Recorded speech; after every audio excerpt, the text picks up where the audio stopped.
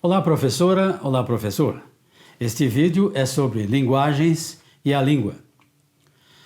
Para o linguista Noam Chomsky, a linguagem é algo inato, faz parte da natureza, do patrimônio genético dos seres humanos. Somente através dos estímulos adquiridos em convívio social é que a capacidade inata do aprendizado da linguagem se inicia. A gramática universal diz que os princípios gramaticais subjacentes às linguagens são completamente fixos e inatos e que as diferenças entre as várias línguas usadas pelos seres humanos através do mundo podem ser caracterizadas em termos da variação de conjuntos de parâmetros. No caso do parâmetro PRODROP, que estabelece se um sujeito explícito é obrigatório, como no caso da língua inglesa, ou se pode ser opcionalmente deixado de lado, seja suprimido ou elidido, como no caso do português, italiano e outras línguas. Esta abordagem baseia-se na rapidez espantosa com a qual as crianças aprendem línguas, pelos passos semelhantes dados por todas as crianças quando estão a aprender línguas, e pelo fato que as crianças realizarem certos erros característicos quando aprendem sua língua mãe, enquanto que outros tipos de erros aparentemente lógicos nunca ocorrem. Isso sucede precisamente segundo Chomsky, porque as crianças estão a empregar um mecanismo puramente geral, baseado em sua mente e não específico. Ou seja, não estão se baseando na língua que está sendo aprendida. Você pode levar, por exemplo, o fato de crianças terem grandes facilidades para se adaptarem a interfaces de celulares, aplicativos, sistemas operacionais de computadores e jogos. Isso ocorre porque os profissionais, sejam programadores ou designers, que desenvolvem tais mecanismos, são instruídos na elaboração de linguagens digitais associadas a interfaces e outros meios audiovisuais. Fato que poderia nos levar ao filósofo Charles Sanders Peirce, que através dos seus estudos sobre a lógica elaborou uma teoria cognitiva, hoje muito usada pelos profissionais da comunicação para a elaboração dos seus produtos audiovisuais e digitais, que é a semiótica. Em um futuro próximo, elaborarei uma aula apenas sobre a semiótica de Peirce. Mas voltemos ao Chomsky. Suas ideias continuam a influenciar significativamente a pesquisa que investigavam a aquisição de linguagem pelas crianças. Muito embora se tenham desenvolvido nesta área abordagens neobehavioristas ou mistas, que privilegiam explicações baseadas em mecanismos gerais de aprendizagem, com variantes emergentistas ou conexionistas.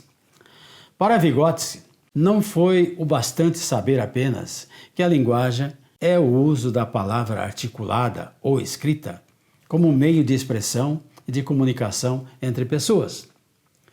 Ele apaixonou-se pela linguagem a ponto de dedicar-se ao seu estudo, pois foi através dela que nos humanizamos, que aprendemos a nos comunicar.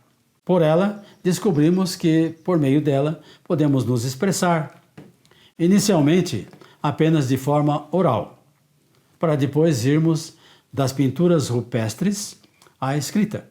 Para que qualquer ser superior conseguisse criar esse universo imenso e tudo que há nele.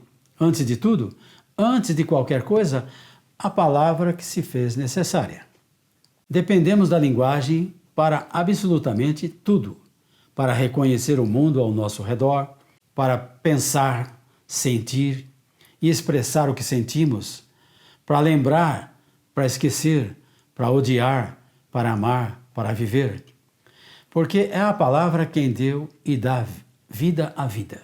Acredito que a linguagem é inata e é aperfeiçoada através da aprendizagem em sala de aula e da vivência singular do aluno. A linguagem tem muitos objetivos, entre os quais podemos citar: explicar como a língua é aprendida ou gerada, descrever línguas naturais e específicas e suas particularidades, buscar sua historicidade, estudando as medidas que ocorrem ao longo do tempo, estabelecer parâmetros operacionais de um sistema específico de vários campos de atuação, comunicativo ou interativo, implementar objetivos práticos, como na aquisição de tempos e aprendizagem, entender a psicologia linguística e como ela atua nos processos psicológicos, compreender a sociolinguística e a relação entre a língua e o comportamento social.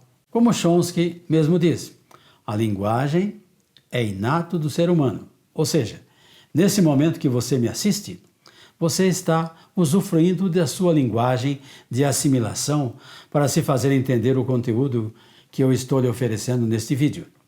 A língua é um sistema de signos constituído arbitrariamente por convenções sociais, que possibilita a comunicação entre os indivíduos.